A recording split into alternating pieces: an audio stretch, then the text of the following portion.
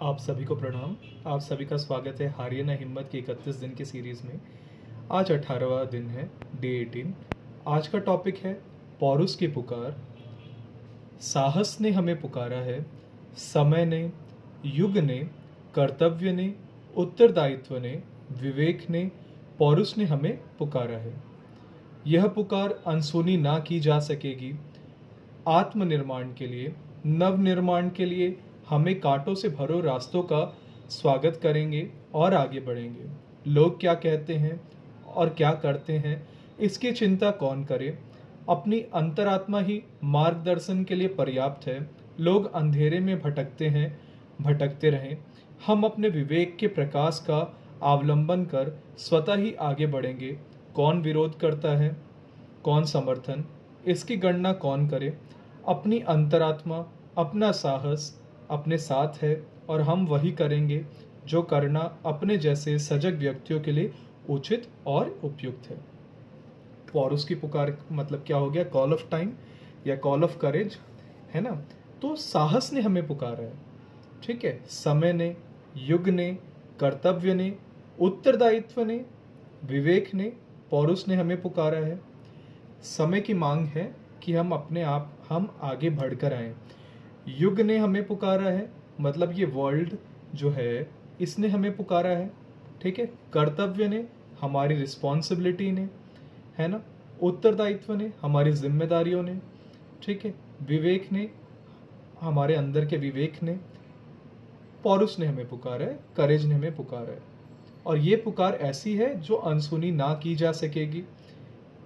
आत्मनिर्माण के लिए मतलब खुद के निर्माण के लिए, नव निर्माण के लिए मतलब नए ज़माने का निर्माण के लिए, है ना, के लिए हमें कांटों से भरे रास्तों का हम स्वागत करेंगे और आगे बढ़ेंगे।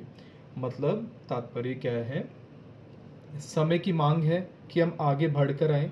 कोई और आगे बढ़े ना बढ़े, कोई और आगे आए ना आए, पर हमें अपनी अंतरात्मा को जगाकर, अपनी अंतरात्मा की आवाज़ को सुनकर हमें साहस के साथ आगे बढ़ना है।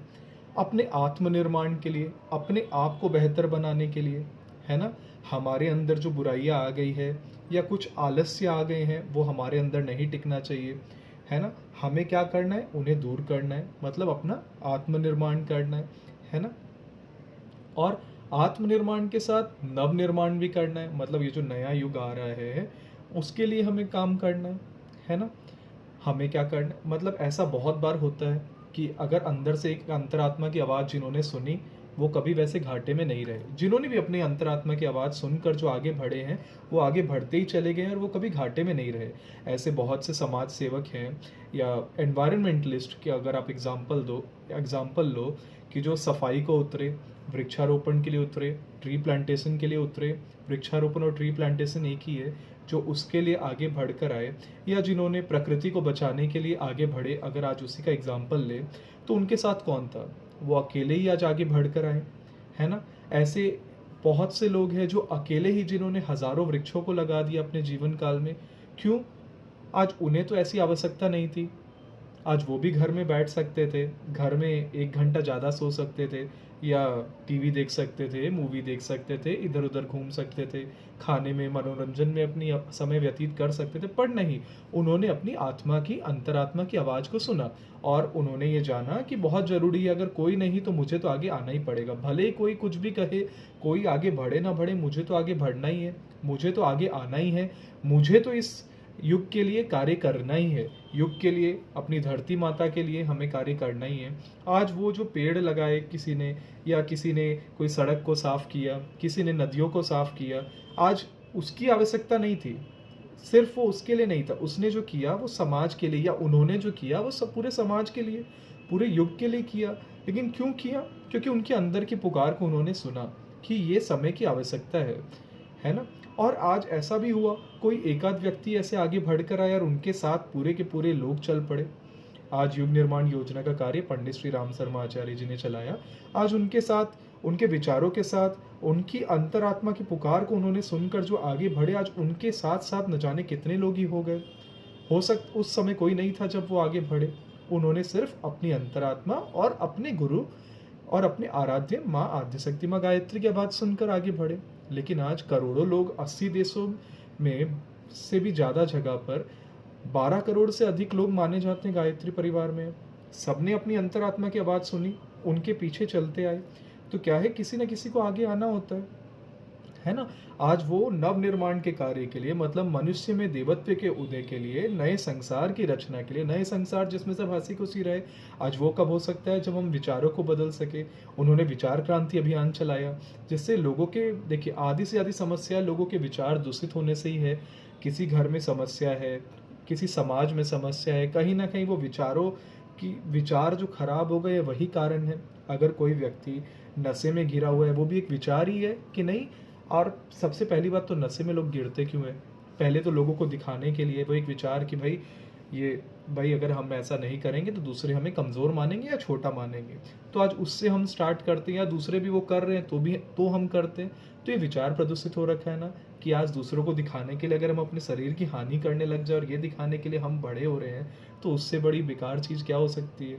और जिस भी हम ईश्वर को मानते हैं, जिसको भी मानते हैं, हमें क्या करना चाहिए, उस ईश्वरीय गुण को अपने अंदर लाना चाहिए, उनके विचारों को हमें अपने अंदर लाना चाहिए, है ना। और सबसे बड़ी बात क्या है ना, अपनी आत्मा ही मार्गदर्शन के लिए पर्याप्त है। हमें क्या, अपनी अंतरात्मा, अपनी आत्मा, हमें दूसरों की ओर देखने को दरकार नहीं है। हमें अपनी आत्मा और अंतरात्मा की तरफ भी अगर हम देखें ना, जो स्वयं ईश्वर का प्रतिबिंब है, अयम आत्मा ब्रह्म, मतलब हमारे अंदर ही संपूर्ण ब्रह्मांड है, हम ही उस परमपिता परमेश्वर के अंश है।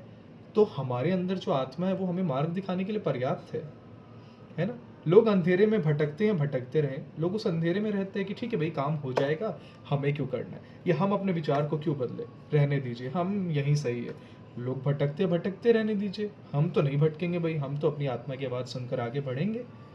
हम अपने विवेक के प्रकाश का अवलंबन कर स्वतः ही आगे बढ़ेंगे। हम अपने विवेक के प्रकाश से आगे बढ़ेंगे, हम उसका अवलंबन करेंगे।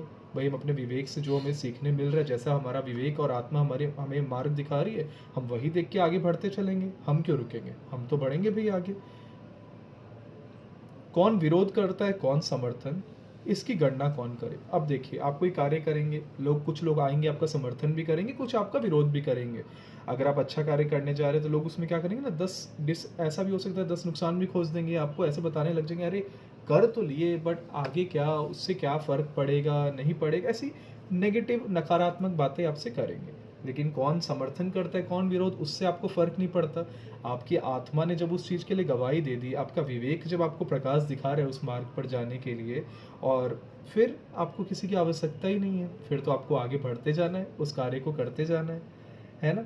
अपनी अंतरात्मा, अपने साहस अपने साथ है, और हम वही करेंगे जो करना अपने जैसे सजग व्यक्तियों के लिए उचित और उपयुक्त है। अब क्या, हमारी अंतरात्मा हमारे साथ है, अंतरात्मा साहस भी देती है, हमारा साहस भी हमारे साथ है, और हम वही करेंगे जो करना अपने जैसे सजग व्यक्तियों के लिए उचित और उपयुक्त है। अब हम वही करेंगे जो सही है, जो उपयुक्त है ना। अब जिस व्यक्ति ने अपने आप अंदर की प्रतिभाओं को जान लिया, अपने करेज को जान लिया, अपने उत्तरदायित्व को जान लिया, और अपनी अंतरात्मा की आवाज़ सुनकर जब विवेक के प्रकाश के साथ जब वो आगे बढ़ता जा रहा है, तो फिर उसे वही करना चाहिए जो उसकी अंतरात्मा मार्ग दिखा रही है। भले ही उसे किसी का कोई साथ मिले ना मिले, भले ही उसे पथरीलों रास्तों से, जंगलों से होके गुजरना पड़े, कांटों भरे रास्तों से होकर गुजरना पड़े, पर जब भी कोई नवनिर्माण होता है ना, वो इतना ईजी तो नहीं होता, इतना आसान नहीं होता, कांटों के मार्ग भी झेलने पड़ते हैं। लेकिन क्या है, इससे पहले वाले टॉपिक्स में हमने ये भी सीखा कि हम कम बोले, अपने कर्म पर ज़्यादा विश्वास करें, दूसरे क्या बोलते हैं उस पर ध्यान ना दें। हमारी अंतरात्मा अगर गवाही दे रही है तो वो कर्म आगे करते चले। तो हम क्या करें, अपने पौरुष की पुकार को सुने, है ना। आज की बात समाप्त। नमस्कार।